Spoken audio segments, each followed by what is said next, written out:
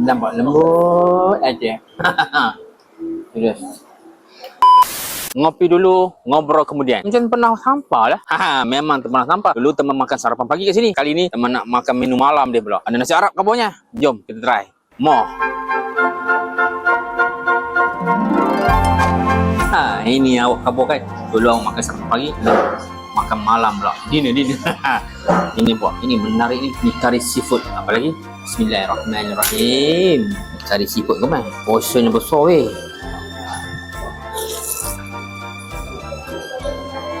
Tengok kuah dia. Pakat, likat, mengkat. Dan sambal. Kita tengok padu apa mana. Ya Tuhan. Sedapnya. Udang. Serius. Puas hati. Panas-panas. Dengan penuh portion. Dia punya isi kehidupan haiwan dalam dia penuh.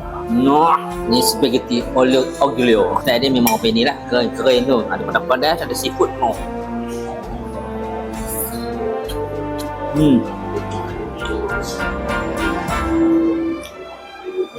Serius. Udang. Besar punya totong ni kan. Ngam. Tak pedas. Cukup. Antara menu top kat sini lah. Kabarnya lah nasi Arab kambing. Kau tengok portion mana kau boleh tahu. Besar ke dapur. Rasa dia punya nasi tu.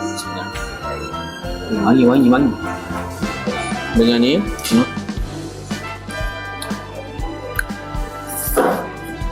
Nampak lembut aja. Serius. Orang sebelah atas kuat ni. Ada beberapa asap tu. Macam dia bakar kan. Kena dengan dia punya bahan combination ni. Yang ni pula awak makan dia punya mushroom soup dia. Memang pekat, ikat, lemak, cukup manis. Okey, ngam. Memang rasa mushroom tu tak terlalu pekat. Ngam je kan. Sedap memang. Layan, memang sedap.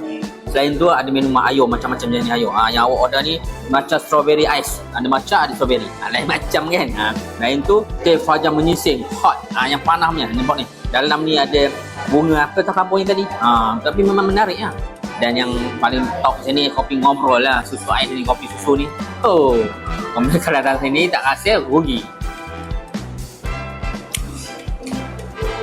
Serius komen. Kalau kamu makan sini, Ngopi ngobrol. Dekat sangat garing ni. Dia buka setiap hari kecuali Jumaat yang tutup. Sarapan pagi ada 8 pagi sampai tengah hari, ataupun makan malam apa ni 5 petang dah buka sampai 10 malam. Mantap kan? Kat mana kan? Ngopi ngobrol kat garing. Gini. Jangan lupa subscribe, share dan follow Sadam Perak. Macam gini komen.